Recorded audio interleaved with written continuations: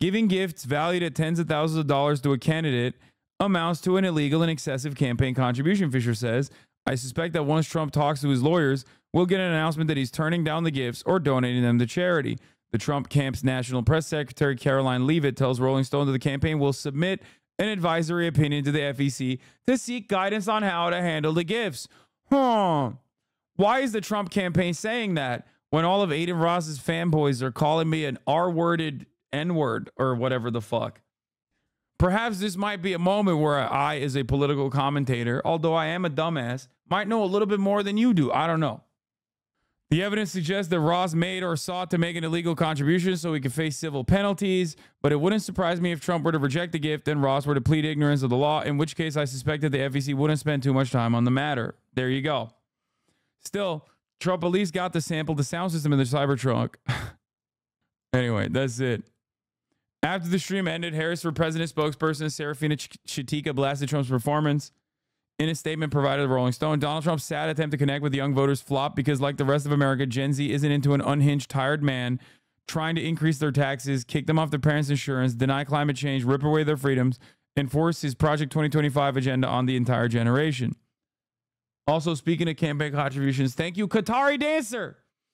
That would normally, with 100 gifted subs, that would normally be a FARA violation, but it's not because I'm not running for office or holding office. See? W's in the chat. The Harris campaign described the stream in a statement as boring, low-energy interview, noted that Ross failed to meet his goal of surpassing 1 million simultaneous viewers. What the fuck? Dude, the Harris campaign is dunking on Adin Ross, calling him washed.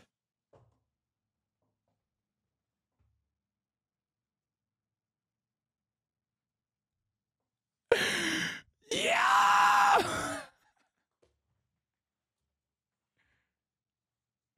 Bro.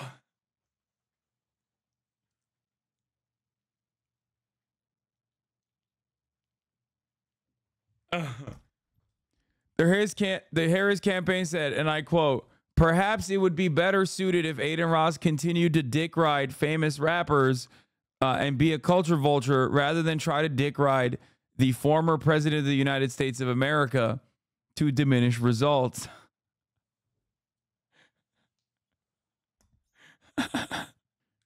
Trump was so diminished he could barely be heard by frustrated viewers who repeatedly comment to turn up his mic. Sound problems were an irony given Trump's complaints of faulty mics at the NAJB event. If Trump does try to hold on to his Cybertruck, he may want to heed the warnings of other owners reporting a variety of malfunctions. I like that this writer also took a shot at Cybertruck at the end of that. This article doesn't even scratch the surface of the many different things that Adin Ross has done. I don't know. I think this will be an afterthought in general, but overall, of course, people were going to come after him. Donald Trump is said to be interviewed by streamer Adin Ross, who has hosted white nationalists and neo-Nazis. Ross is linked to white nationalist Nick Fuentes, has hosted neo-Nazis and has a history of inflammatory rhetoric. Ross has previously hosted Fuentes and advocated for him and other neo-Nazis to be allowed to stream on Kick. Ross also asked to invite Paul Miller, a.k.a. Gypsy Crusader, a notorious neo-Nazi who advocates for a race war and was convicted on multiple firearms offenses in 2021, to join the site, and played a video of Miller dressed as Adolf Hitler and saying the N-word. In 2023, Ross called Fuentes into his stream to discuss the Day of Hate, a neo-Nazi call to action that was allegedly meant for supporters to spread anti-Semitic propaganda and cruelty. Ross told Fuentes that he's willing to help with rapper Ye, formerly Kanye West's shortly-lived presidential campaign. Fuentes discussed Ross and promoted his streaming content on his Telegram channel.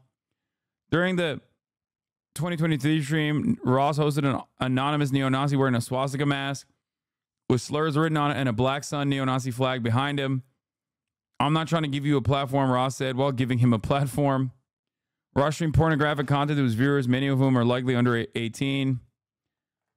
Like, this is, you know, they will use, this is like target-rich environment. They will use all of this to shit on not just Adin Ross, but like to shit on Donald Trump, to be like, what the fuck are you doing? You're going to, what are you doing, you fucking weirdo? You're going on this dude's stream. And I know this because, like, they do this to me. Or at least they try. So I don't know why the fuck that, like, they wouldn't think that this would happen to him. Ross was reportedly banned from Twitch in February for displaying his Kick comment section to his viewers, including racist and anti-Semitic messages.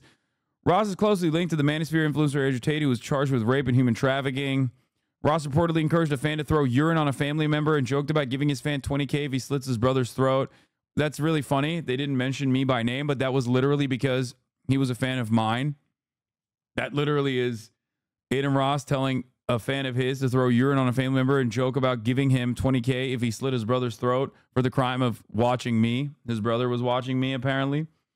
In an anti-trans reaction video, Ross said his pronouns are kill/them.